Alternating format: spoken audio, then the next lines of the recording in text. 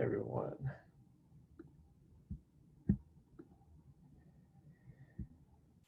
Okay.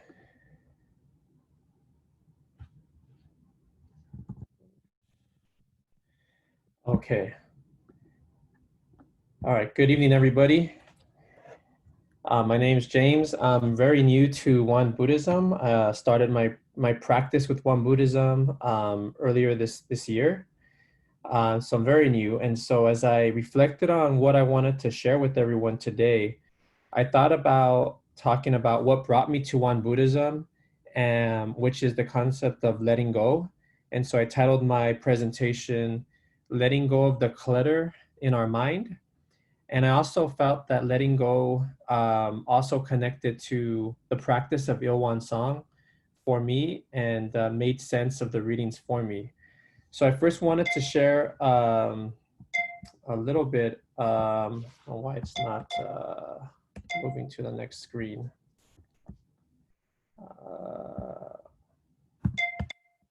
Having trouble going to the next screen. Let me stop sharing this and go back here. Okay. Don't know. Don't know why it's not moving here. Hmm. Uh,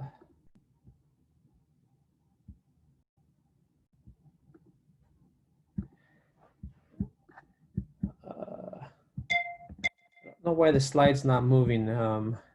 Let me try another way. Okay, I'll do this way. Okay, so I wanted to start with sharing briefly about my journey. Over the years, I've been overwhelmed with like life circumstances, events, and experiences. My work really consumed my life, and I didn't really feel a sense of peace or happiness. For the last 18 years, I worked as an inner city teacher in South Central and Watts, and also as a high school principal in some of the toughest schools in the country.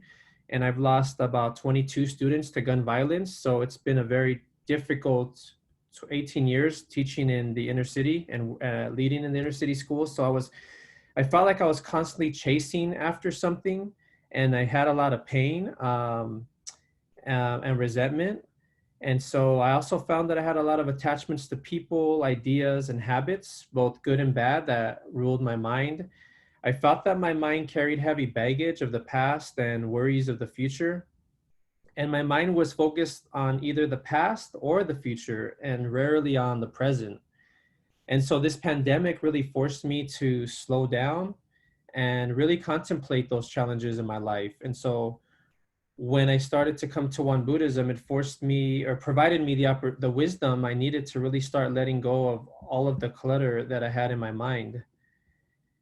I also felt that the letting go connected me more to the practice of Ilwan Song. And this week in our reading on page 6, the scriptures quoted saying, believing in and at the same time modeling ourselves on the truth of Ilwan Song, our aim is that we should know our minds, which are perfect and complete, utterly impartial and selfless like Ilwan Song. We should nurture our minds, which are perfect and complete, utterly impartial and selfless like Ilwan Song. And we should use our minds, which are perfect and complete, utterly impartial and selfless like Ilwan Song. This is the practice of Ilwan Song. And so when I contemplated this passage, I really felt that in order for me to know my mind, to nurture my mind, and to really use my mind, I really have to continuously be in the practice of letting go on a daily basis. So one of those talks that really helped me make sense of letting go was a Dharma talk by Venchung Ohun Lee, titled Practice of Letting Go. It was a talk that I heard during the pandemic and early on, titled on December 25th. And this talk really helped me understand what I needed to do with letting go and begin a practice of Won Buddhism. And so when I listened to the Dharma talk, it really gave me perspective about what does letting go really mean. And I took it to mean that it really meant releasing all negativity and pain, regrets, failures, mistakes, fears that I have in life, anger, frustrations, worries, and anxieties from the past. It also required me to release my worries, anxieties, and fears about the future. But really, my big aha moment is really about like surrendering my attachment to myself and giving up my ego. It was really about opening the eyes of my mind to see reality for what it is when I do not place emotional or mental conditions on what I experience or on what exists. I really needed to understand and continue to understand every day that everything is impermanent and that everything is constantly changing in every moment of time. And so realizing and contemplating on this allows me to center my mind in the present moment. And letting go really is about just letting it be. So the Dharma talk also gave me perspective about, well, what are those things that clutter the mind? One is just letting go of the past, regrets, mistakes, negative emotions, and experiences from the past.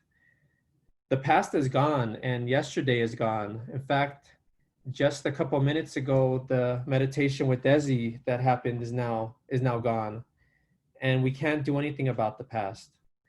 Continuing to put our attention on the past wounds or hurts continues to hurt us. And so holding on to the past prevents us from realizing our Buddha nature and realizing new possibilities in our lives. So it's important to take time to reflect on our own life without judgment to create awareness and strength in order to release the past. And so in that cartoon, it says a man holding a bag on his back with the past, and someone says to him, wouldn't it be easier if you left that behind? Another one is about letting go of the future. The future is just not here yet. It doesn't exist today. The future is unknown and it's uncertain. Worries, fears, anxieties exist in our mind, but they are not really happening in the present moment. So it's important for myself to remember that I have to be a positive thinker and a critical thinker and train my mind to live in the present moment, taking one day at a time. And I'm aware now that when I live well in the present moment today, then I know that I can create the future tomorrow. And so today I will not stress over the things that I can't control. Another form of letting go is just letting go of resentment or bitterness. Resentment, bitterness, anger, and hatred create suffering. It shows up in our complaining mind or also in our blaming mind. We have to find positive things happening in our life and cultivate deep gratitude in our mind, which is our essential Dharma practice number 5. And so by having deep gratitude in our mind, I'm learning that it's important to learn how to be content. And the Buddha said that contentment is the greatest wealth. And so when I release resentment, I'm able to release heaviness in my mind and experience peace. And so I connected with this quote when it said, when it's over, leave. Don't continue watering a dead flower. And lastly, I think another big area of letting go is just letting go of attachment, craving, and wanting mind, which is the heart of our Buddhist practice. It's the source of suffering in human life.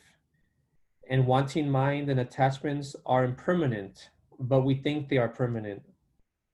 And so it's a constant practice of contemplating and remembering that happiness is internal, it's not outward, and that I have everything that I need to be happy, and that I experience inner joy and inner peace when I'm able to let go of attachment and craving. And this is a constant struggle on a daily basis, but these are the things that I constantly contemplate on. And this picture on the right helps me remember that not to be afraid to start over every day, because every day is a chance to build something better this time, that today can be better than my practice was yesterday, and so on. And so for me, the benefits of letting go, I have come to contemplate and experience, is that it allows me and us to be present in our lives. It really does help to cultivate mindfulness. And I found that it does create a new space and allows us to experience freedom and new possibilities of happiness, joy, and peace. Reflecting on our Buddha nature, our minds are originally free, pure, and good. We all have Buddha nature.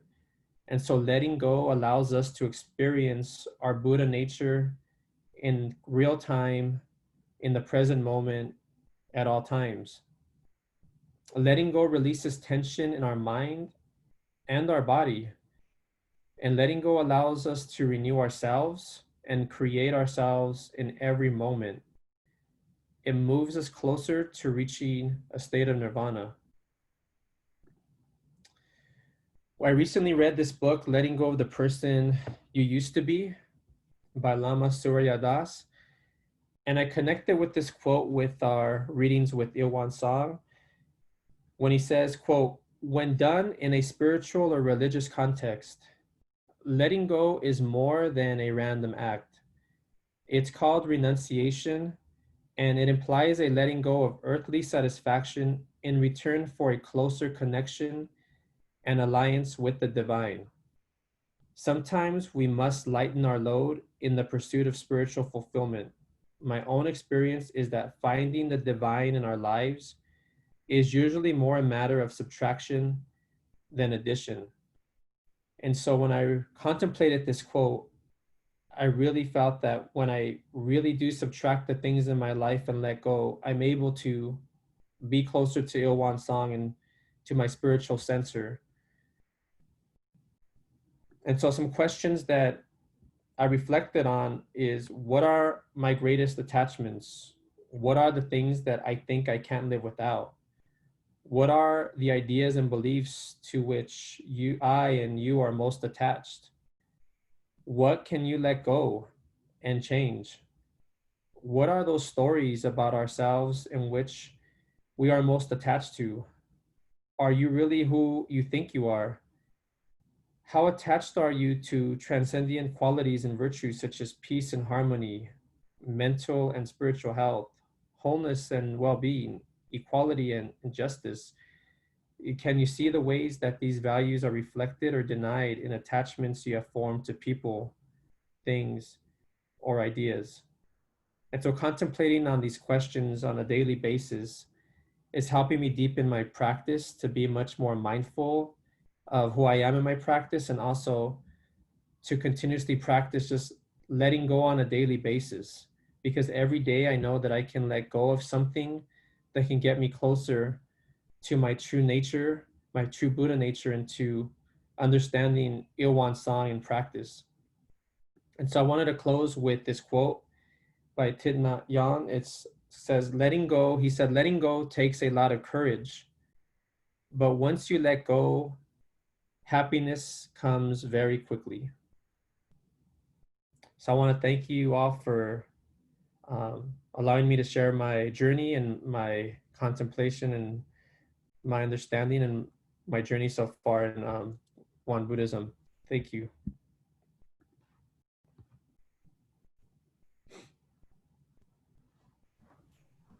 Thank you so much, Jane, for that sharing. We'll go to Isabel. Thank you, James. That was really beautiful, very candid and sincere, and I really appreciated it. Okay, so at the One Dharma Center, Reverend Kim and I were reading the second paragraph of the Dharma Sutra, which reads, "That day, when it was time to make the round for alms, the Buddha put on his Sangati robe, holding his bowl, went into the city of Shravasti to seek alms food, going from house to house. When the alms round was completed, he returned to the monastery to eat the midday meal. Then he put away his Sangati robe and his bowl, washed his feet, arranged his cushion, and sat down. Reverend Kim turned to me and asked, "Do you know what this is talking about?" I was puzzled. What would I not understand from that paragraph? But she said, "This is talking about emptiness." As we move along this practice following Master Sotasan, we arrive at a particular place, which you might remember from one of the required readings for lesson 1. Sotasan says, driven by great motivation in spiritual search, when a practitioner's study and practice have reached a certain depth, he becomes so preoccupied with one great question that all other questions disappear. I had never heard that before, but I know that for me, that question is emptiness. Now let's take a look at what Reverend Kim was talking about when she said that the second paragraph of the Dharma Sutra was about emptiness. All those details, those careful, attentive details, the Buddha put on the robe he wore for the alms round, went house to house, returned to the monastery, ate his food, put away his robe and bowl, washed his feet, arranged his cushion, and sat down. All those details, Reverend Kim says, are awareness. They depict a state of mind where that is all that is happening. There are no extraneous details, no references to anything else, just simple and bare descriptions of the actions at the time and the place where the Buddha was about to deliver the sutra. That is what it feels like when we're present and aware, when we are in a state of no mind, the state of emptiness. In last Sunday's service at One Dharma Center, Reverend Insick guided the meditation. He said, notice that after each in-breath and before each out-breath, there is a gap. Bring your mind there. That, he said, is emptiness. Eckhart Tolle tells us to focus on the gap between two thoughts. And he says, that is God. When Master Sotasan sees that one of his disciples cannot transcend his limited view on things, he says to him, that is because you have not yet discovered the original home of the grand universe by transcending the discrimination and the gaps between things. Discrimination and the gaps between things. That is how we transcend, how we go home to Ilwan. We let go of discrimination and realize that there are no gaps between things because there are no things different from each other. Sotasan tells us in his Dharma words on Ilwan Sang that once enlightened to the truth of Ilwan Sang, we will know that all things in the universe are non-dual, despite their different names. So there is no duality, and the names are irrelevant. But wait, there seems to be a contradiction here. Are we to go into the gap between thoughts and breaths to experience emptiness or God? Or are we to realize there are no gaps between things? Here I found Master Kyongsang's book, The Moon of the Mind Rises in Empty Space, helpful. There is only one Ilwan Sang truth, and so there is nothing to objectify. If there were two Ilwan truths in this world, the truths would differentiate each other. Since there is but one truth, it is forever in a state of samadhi, a transcendent entity without objects. In other words, when there is only one, there are no separate things, and therefore no gaps between them. The way I see it is that in our reality, which is full of things, only the gap is empty, and therefore in the state of samadhi.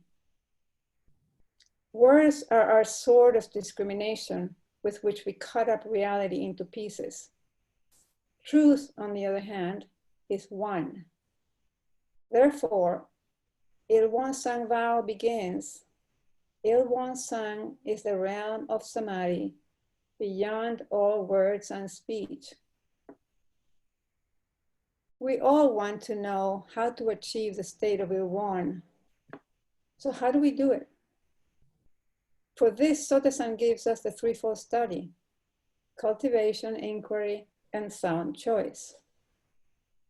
Choice in action is the object of the threefold study. We cultivate our spirit and we inquire into the scriptures in order to be able to act according to sound thought, which is another way of saying act from our original nature or from Il Won. So how do we do that? We're asked to prepare. Prepare by studying the circumstances of the issue at hand and choosing the correct action.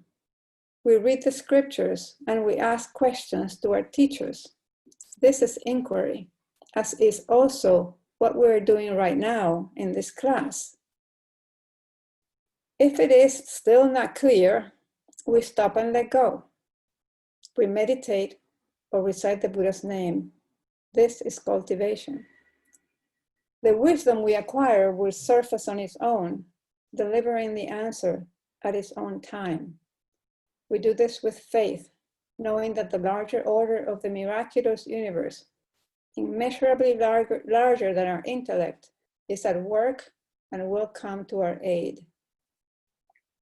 A few days ago, I heard a touching story about a man who was a dedicated Buddhist practitioner, but was having a hard time accepting the implications of impermanence.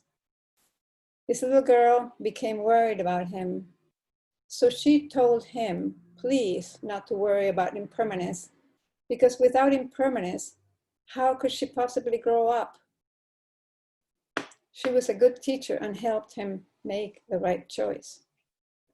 I want to thank Reverend Yu and Grace for the opportunity to give this lecture because it allowed me to explore more deeply this great question of emptiness.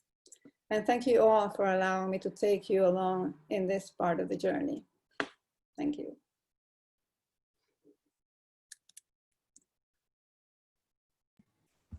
Thank you, Isabel. Thank you so much for that. So we had these two great presentations, and now we open it up to our community. After listening to their presentations, if you had any reflections or questions or words of encouragement, please feel free. There were some wonderful points that they both made. Yes, Desi, go ahead. Thank you to the both of you, Isabel and James. Appreciate it. The first thing that came to mind, especially with James, listening to you, especially talk about where you worked in LA, because I too moved from West Coast. And so I was thinking about all of the neighborhoods in which I also worked. Very similar. And the energy, what's so fascinating is that you took me back to the energy that is in those neighborhoods. And so the challenge that I felt again, listening to you, that sort of energy that comes back. And then if I had had the practice back then that I have now, the shift in that, and I probably would have been able to better handle, well, I'd be surprised if I wouldn't be able to better handle those situations. And because my mind would be the thing that I shifted.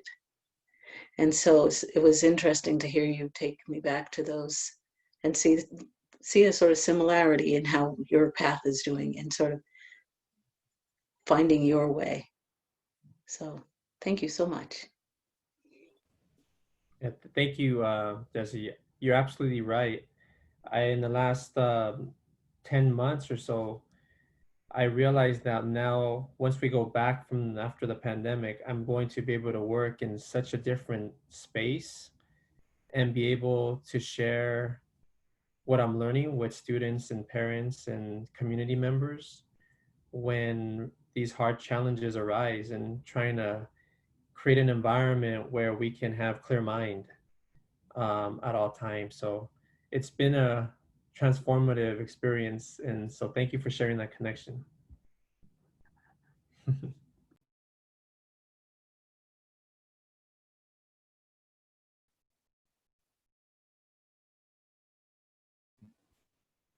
Yeah, Steve.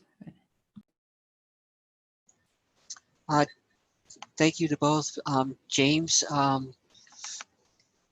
when you were talking about attachment, it reminded me of, your talk reminded me a lot about attachment, but also in a particular instance or in a moment, may have a thought or a feeling, and what I'm attempting to train myself is why do I have an attachment to that feeling, or why I'm feeling that way in that moment, especially if it's kind of a negative or a discriminatory or judgmental type of feeling.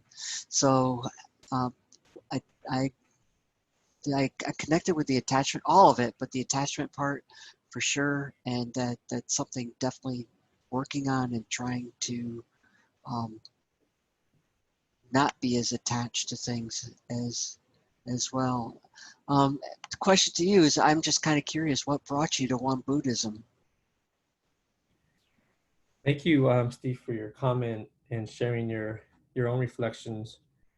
I came to Won Buddhism because I felt a deep sense of overwhelmingness, layers and layers of decades of feeling pain and anger, resentment towards, in the work that I do with really economically disadvantaged youth of color in South Central and Watts, and carrying that, I felt feeling the weight of carrying so much of the pain that young people face, and then also not allowing myself to feel my own personal life pain with the life experiences that I also endure on a personal level. And so I think it was just about being tired of allowing my mind to feel enslaved by all of the emotions, and so the attachments, and so this concept, the teaching of letting go, is what really brought me to Won Buddhism, and in seeking peace, and overall just understanding my true source as a human spirit. Thanks for the question, Steve.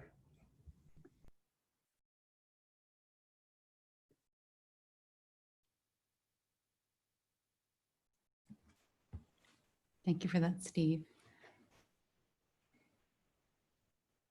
Is there anyone else who had any reflections for either James or Isabel, or questions?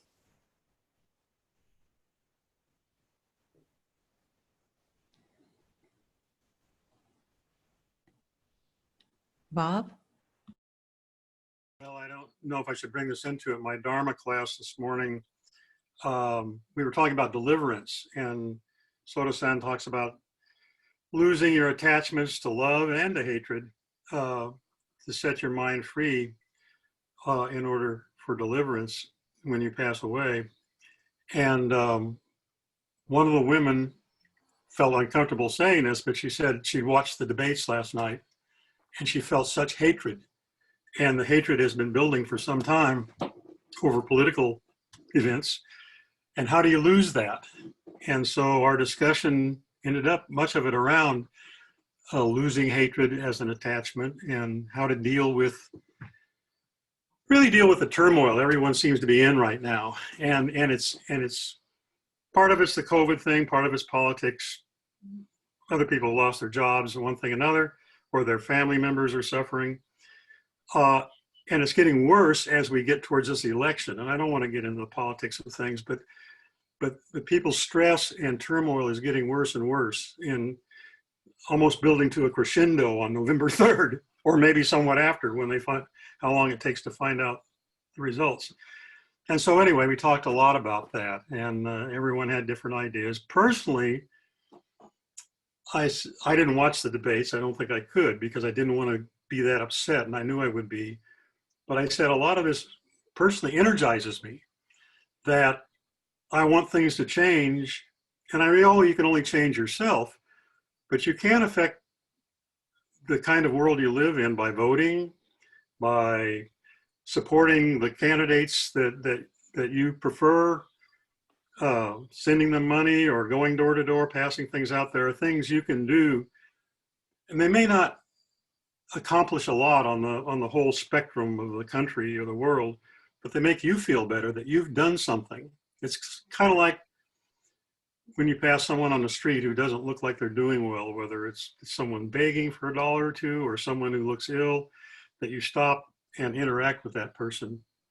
You may not have much of effect there on that person. Maybe they're an addict or something, but it makes you feel better that you've tried, at least tried to do something better for the world. Anyway, it was a interesting discussion this morning, but to me, it ties into what these two presentations we've just had about losing attachments and so on.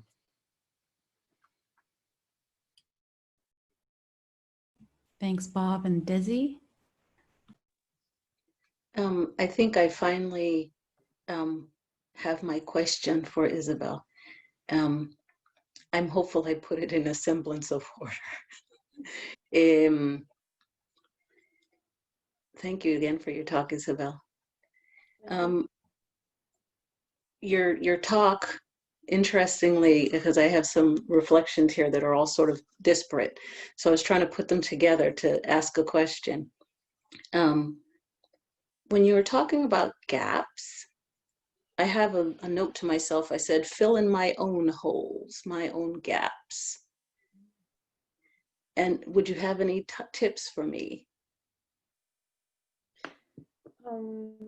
It's an interesting question, particularly because gap has kind of two different ways of looking at it. You know, you think of gap as something that you need to fill in. But the other way of looking at a gap is exactly the opposite. Let the gap be the gap. Let the gap be empty and go there. We always are afraid of emptiness. It's big, it's empty. We feel like we're going to be alone there, we're going to get lost. But that's where everything is. That's where joy and bliss are. And that's in one. That's where we need to go to find ourselves. And so don't be afraid of the gap being empty. Let it be empty and approach it. Go there. Does that make any sense to you?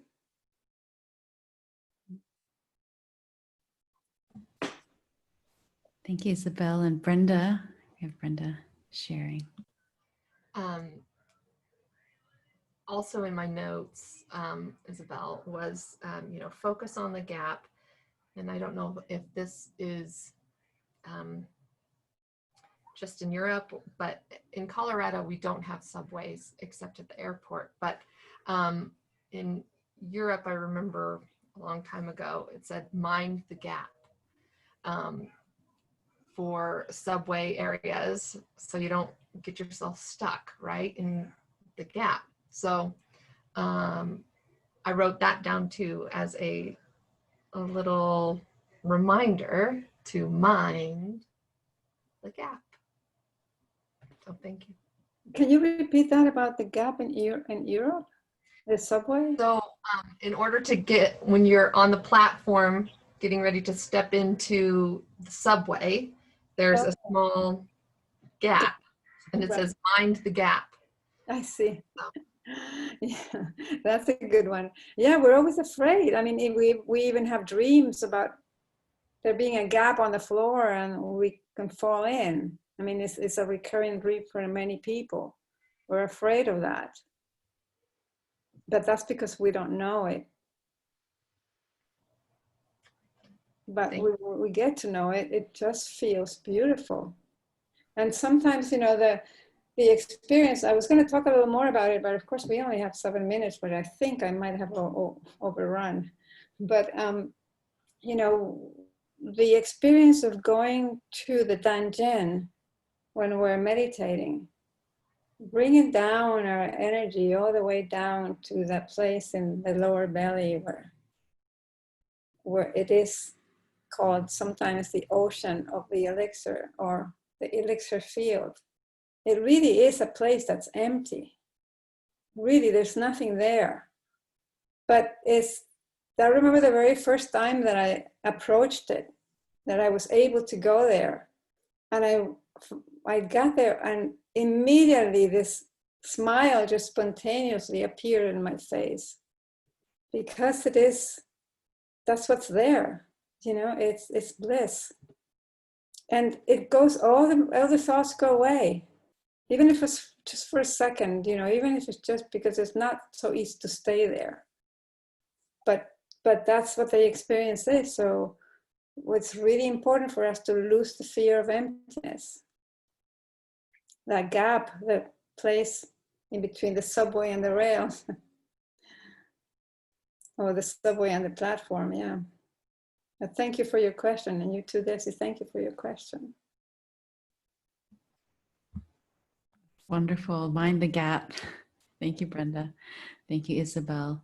I'm going to turn it just for time-wise to Reverend Yu now. Reverend Yu.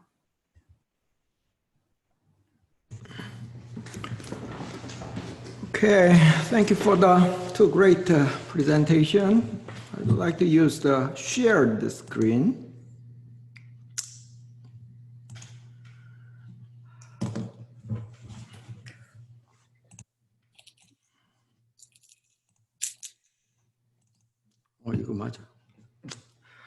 Okay, the principal book of Won Buddhism, the Won Buddhist canon, is composed of these three parts: general instruction, doctrine, and the practice.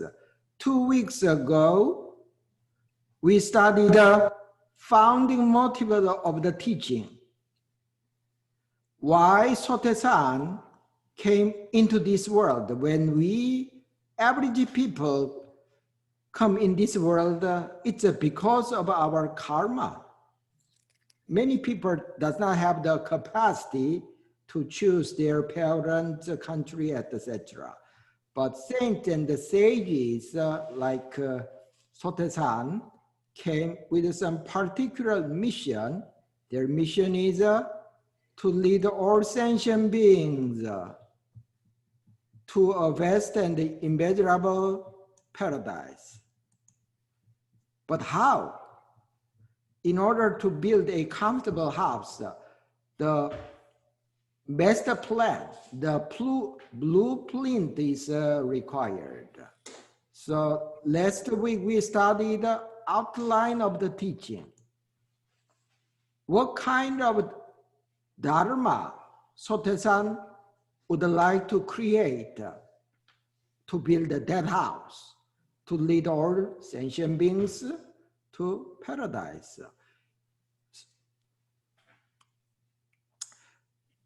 The next part is that the doctrine. When you build a house, what is your first job?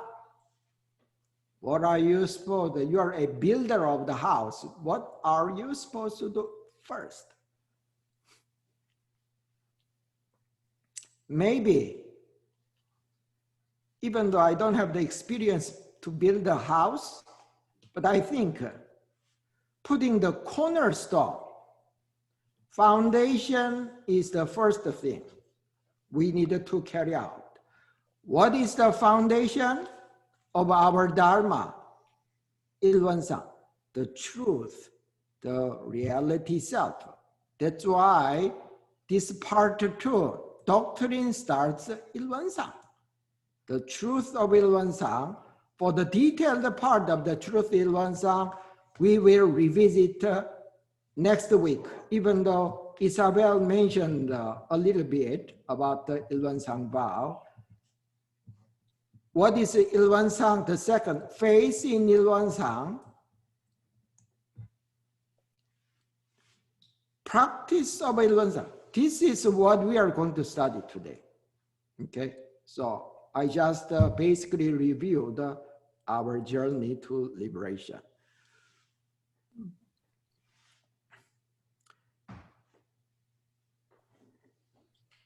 Ilwansang practice starts believing in, at the same time modeling ourselves of Ilwansang. James said very clearly, what is the practice of Ilwansang? It is, first, we should know Ilwansang is the symbol of our original mind or true nature. So, what is the practice of Ilwansang? The first thing is we should know our true nature. And this is a wisdom part, enlightenment part. The second job, we should nurture our mind. We should cultivate our mind, the spiritual cultivation part. And then in our daily life, we have to use our mind. This is the fruit of our practice. So this is Ilwansang practice.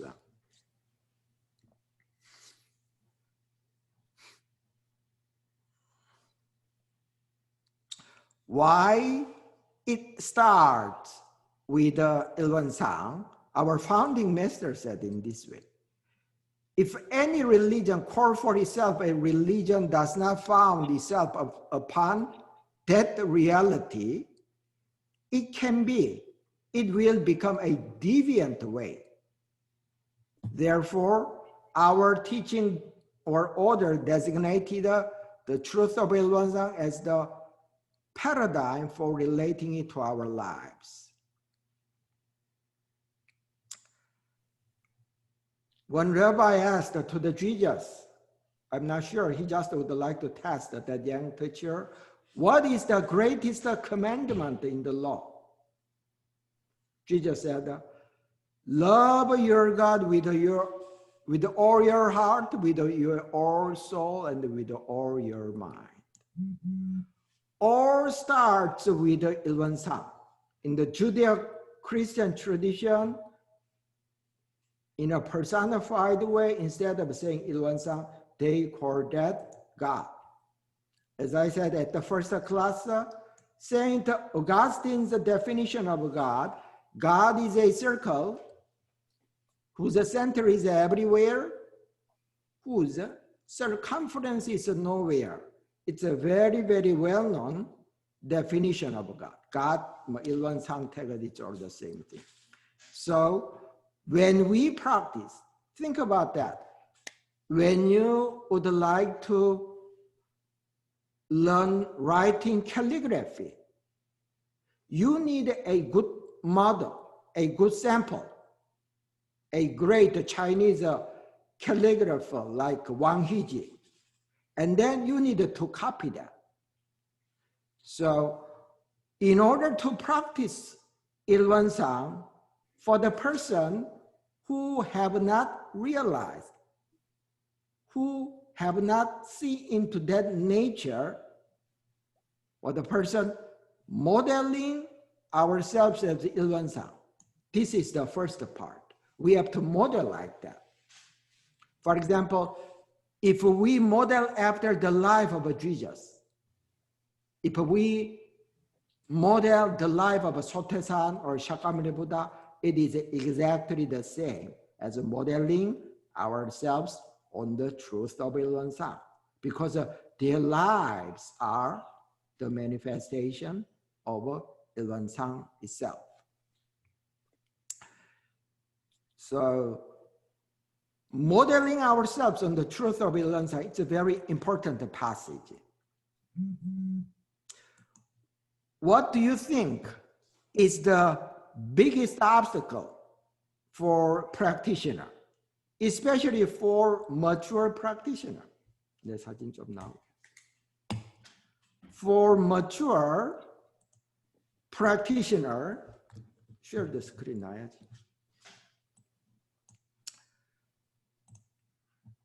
그럼 없애. Okay. 내가 없애도 돼.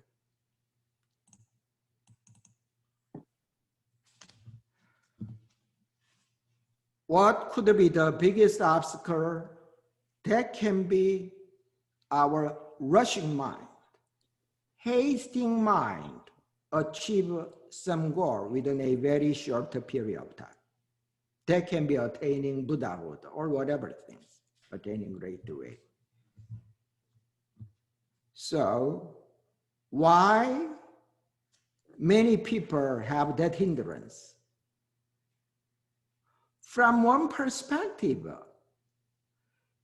their foundation of the practice is not based on modeling ourselves on the truth of Ilwansa.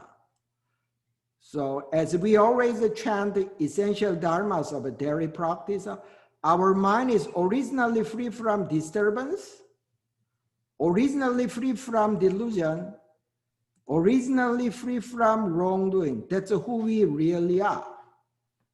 Just like the first word of the Shakyamuni Buddha after he attained the great enlightenment. Wow, all sentient beings are already all Buddhas, lacking nothing, complete. So our job is to remove the dust.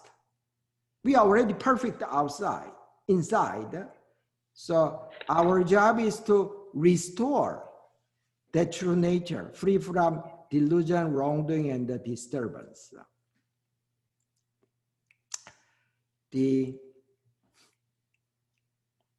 So threefold the practice, we should know our mind, nurture our mind, use our mind. It is so closely related to each other. Our founding master said it is like 3 legs of a tripod. Especially, what is our true nature or original mind like? Depending on the tradition, they use the different analogy or concept. So let me show you. In the Theravada Buddhist tradition, what's the specific context? How can we characterize the true nature of our original mind? They say samatha and vipassana. What does samatha mean? Concentration, peaceful state of mind, peaceful and focused state of mind. Our true nature has that aspect. What is a vipassana? Vipassana, that is the wisdom part. Calm, concentrated states, and then the bright side. So samatha and vipassana was translated into the Chinese as zhenghe. Zheng means concentration, usually meditation or dhyana. He means wisdom, our innate wisdom, prajna. So in order to describe our true nature related with the threefold practice, a minister showed this photo. Our mind is like this lake, very calm, because this lake does not have any ripples and waves. This surface can reflect this moon. Moon usually represent our true nature. The surface of this lake can so accurately, so perfectly reflect the moon, which means tranquility of our mind, the spiritual cultivation, samatha part. and this wisdom part. Moon reflected on the surface of the lake cannot be separated. It's two sides of one hand. Meditation and wisdom cannot be separated. If we will, in case we have a lot of ripples, our mind is disturbed with lots of thoughts, emotions, etc., then our mind cannot reflect the moon accurately. We tend to make a mistake or get angry, etc. But think about that. If there is an earthquake in this mountain,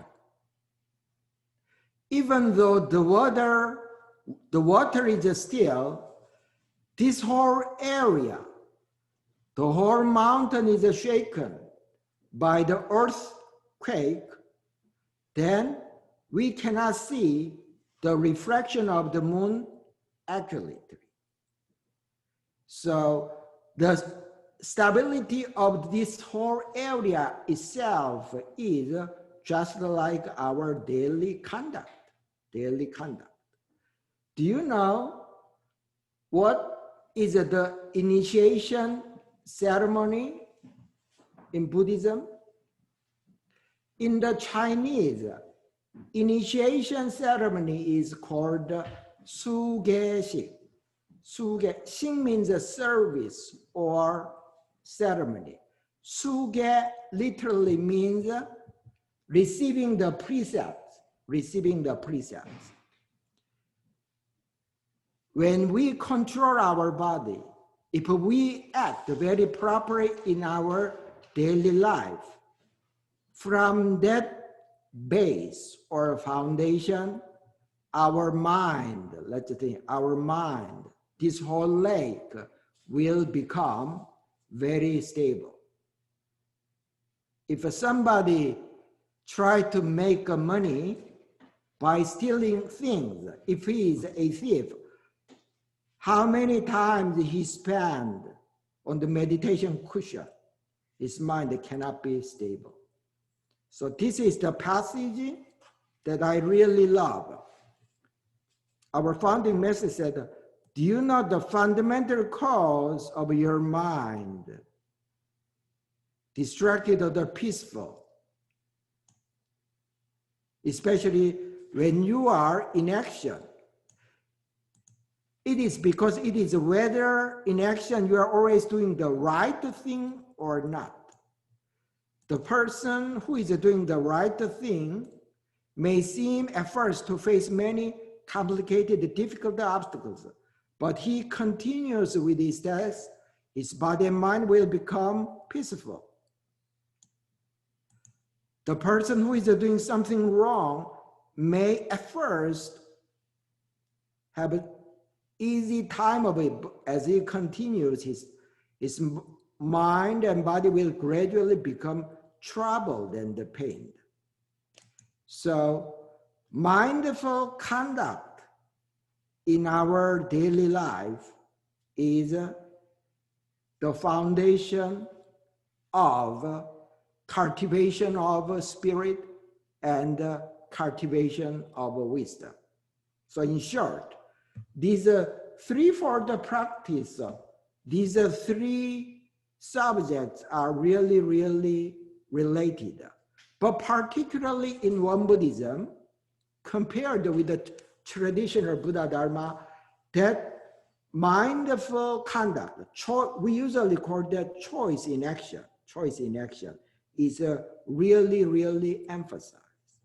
Why?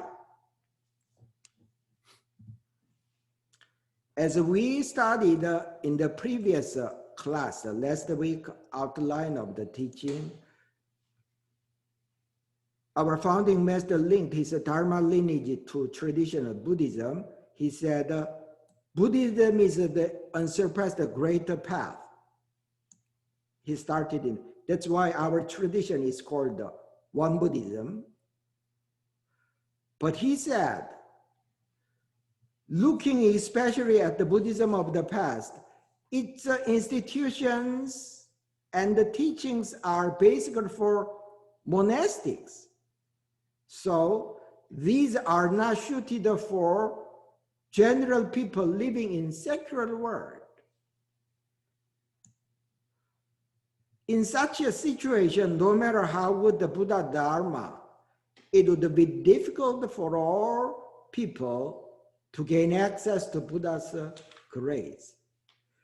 In order to make the Buddha Dharma accessible to as many as the people, in that direction, our founding master renovated, modernized his teaching. So he also said one of the reasons why he linked his Dharma lineage to Buddhism, in the future, he said Buddhism will be the major religion in the whole world. Why choice in action is very important? Okay, let's think about, how do you think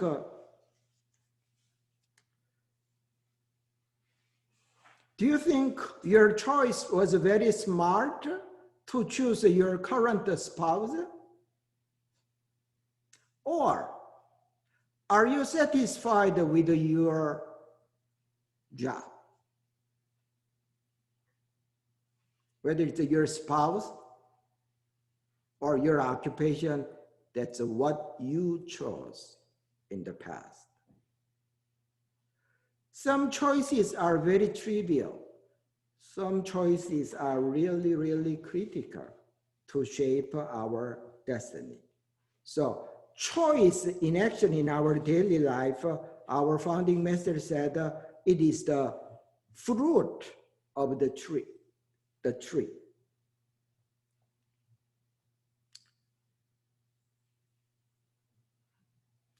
Can you see this picture? Do you know who he drew this picture? The whole picture is unknown.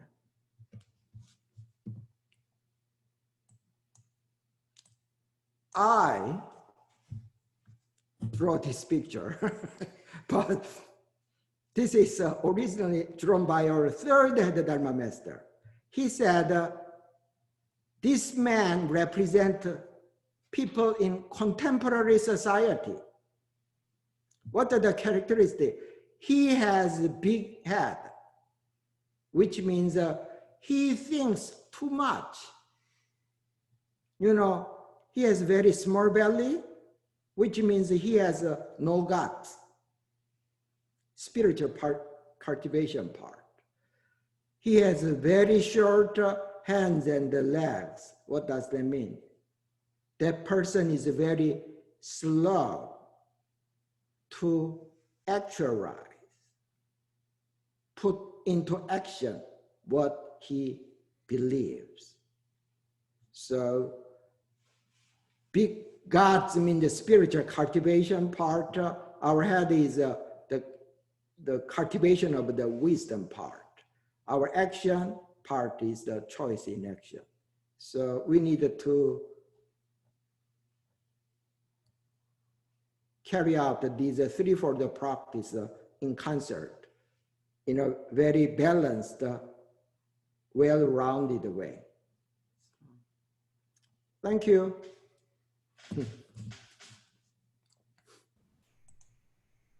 Thank you for that, Reverend Yu. I didn't realize you're such an artist. That's wonderful. The expression was right on. So thank you, Reverend Yu. We have a lot to discuss in your small discussion group, starting from the presentation about letting go, about what are our attachments in life, or how are we applying the practice of Ironsang, right? So I'm going to put you into groups. It's random again. I'm going to open it up and I'll give you 15 minutes and I'll indicate the time to return.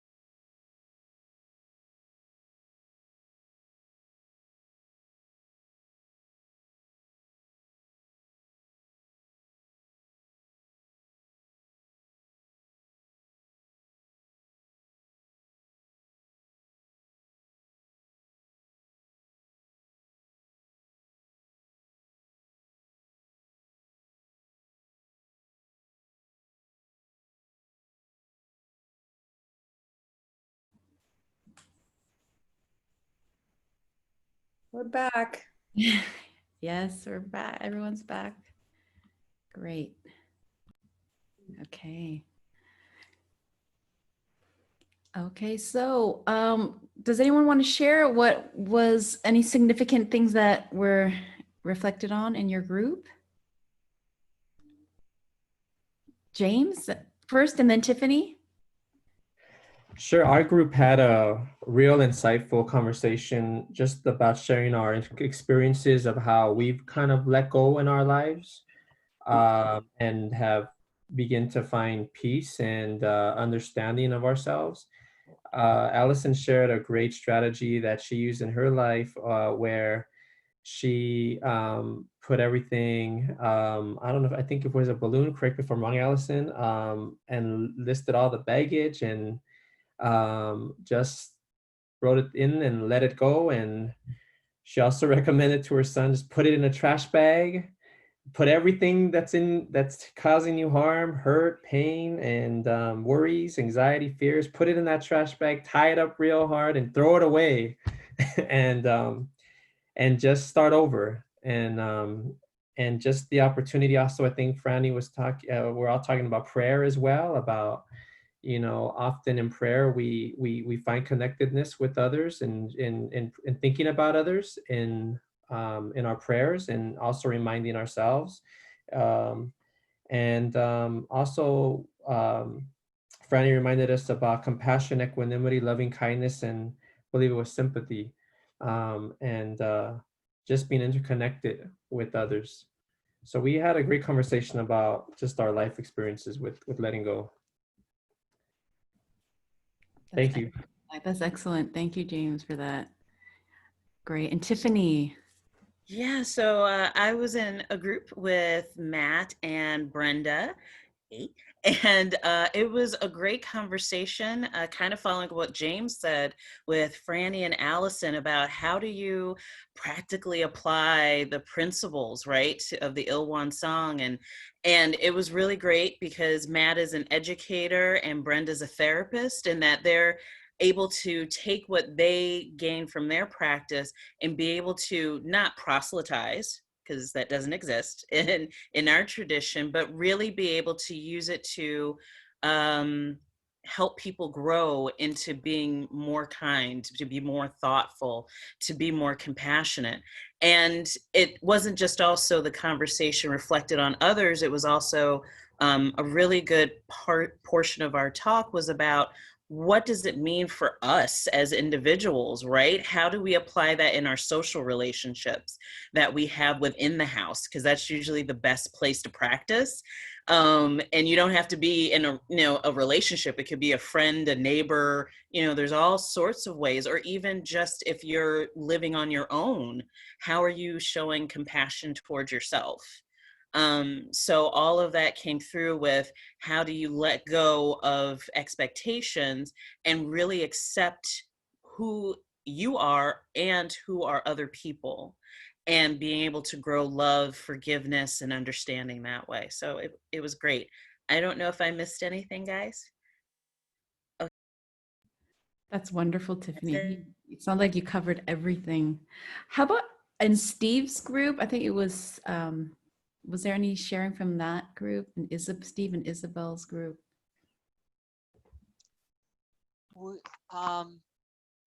Allison shared about awe.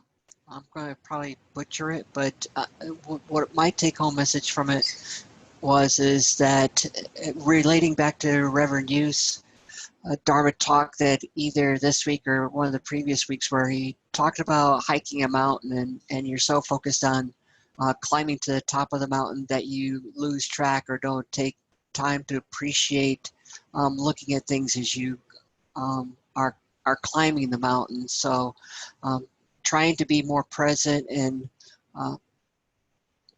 focus on what's happening present. And we kind of finished up talking a little bit about the current climate that we have in our society, and how it would be very easy to become disturbed and become upset and so on, no matter what perspective you have, but that we need to be focused on our emptiness, or come back to the emptiness. And I guess to me, to some extent, it also means to embrace and really work on practicing the threefold path.